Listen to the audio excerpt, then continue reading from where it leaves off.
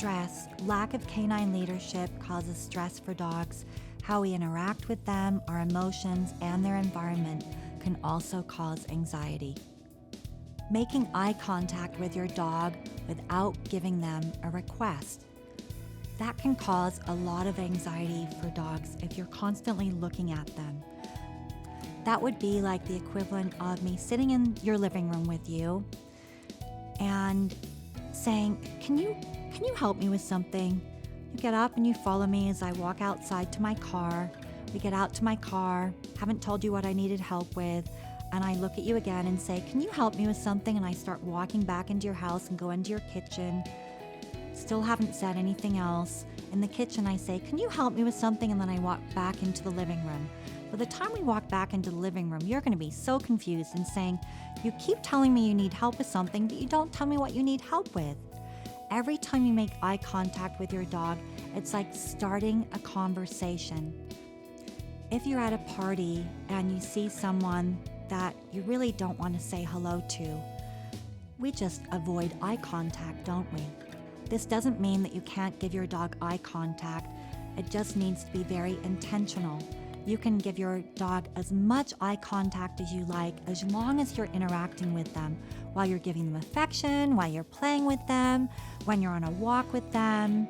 But if you're just walking through the house and your dog is relaxing on the dog bed, if you look at them before you leave and say something like, oh, I love you so much, and then you walk out of the room and your dog follows you, your dog isn't following you because they love you so much. They're following you because you're acting like the equivalent of the 2-year-old child.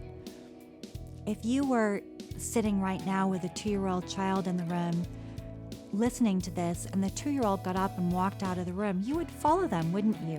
Just in case they need your help. If you have a little shadow that's following you everywhere, making eye contact with them without giving a request absolutely contributes towards that. We cause stress for our dogs every time we come and go from the home and acknowledge them.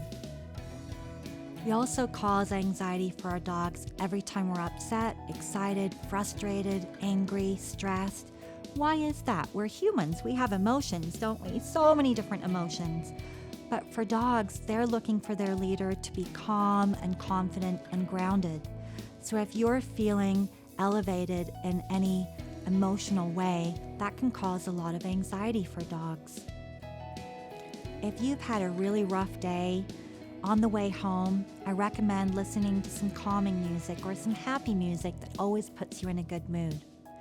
And then come inside. If you're feeling stressed out when you get home and there's other family members to take care of the dog, don't interact with them for a little while. Practice some self-care. Go in the other room and call a friend or talk to a family member in the other room. Take a bubble bath, leave and go out to dinner. Do whatever you need to do for yourself. Change your headspace and then interact with your dog. If it's just you and your dog at home, let them out to eliminate, to go to the bathroom when you come home, and practice some self-care before you call them over for snuggles. Otherwise, it's like sharing your terrible day with your dog, and now they're going to feel anxious and stressed out too. Dogs become stressed every time they feel responsible for leading you and protecting you out on the hunt. And you might think, well, dogs don't go on hunts anymore. I mean, I'm providing the food for them. It doesn't feel like that to them. It's completely different. But think about it this way. If your dog was part of a pack in the wild, it's a beautiful sunny day, everyone's laying under a shady tree, they're not going to look at another pack member and say, oh, look, the sun's out. Let's all go for a stroll together. When they go out, they're going out on a hunt. There's a reason for it. So every time you take your dog out on a walk, your dog believes that they're going on a hunt. That's why they try desperately to get through the door first, because they don't believe that you know what you're doing. I've got to get out the door first and assess any threats. I have to lead you on the walk, which is why dogs pull. And I've got to find food, which is why their nose is down on the ground.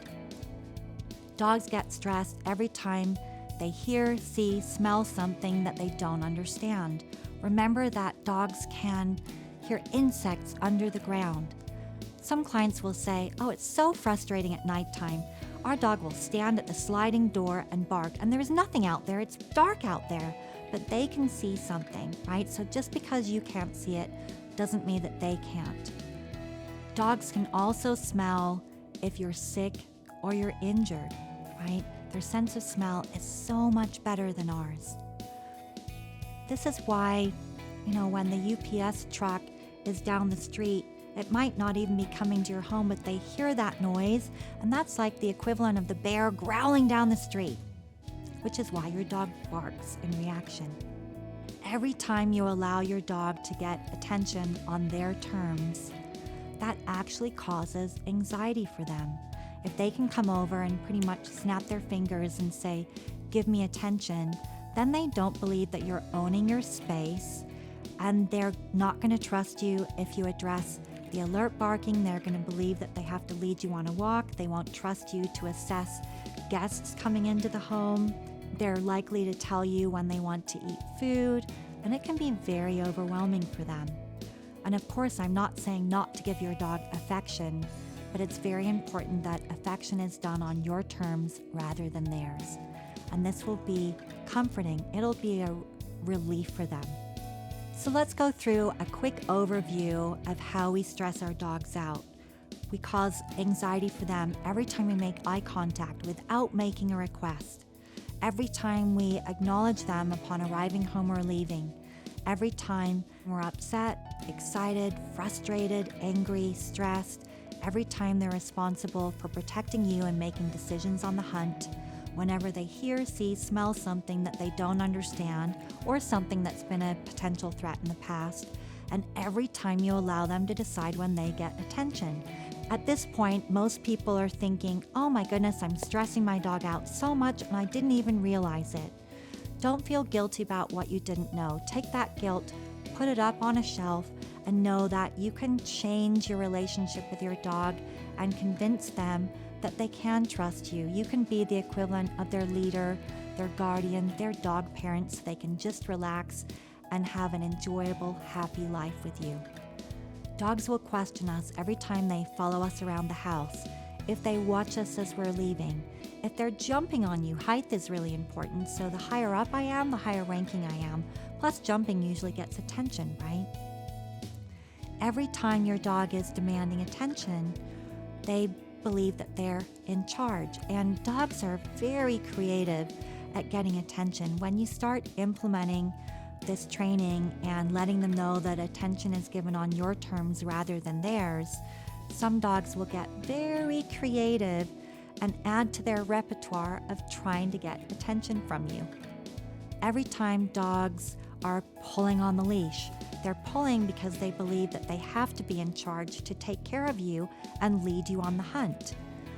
If your dog is really demanding food, waking you up in the morning or looking at you or coming over and kind of nudging you to say, "It's time to feed me now," they believe that they're in charge of the food, right?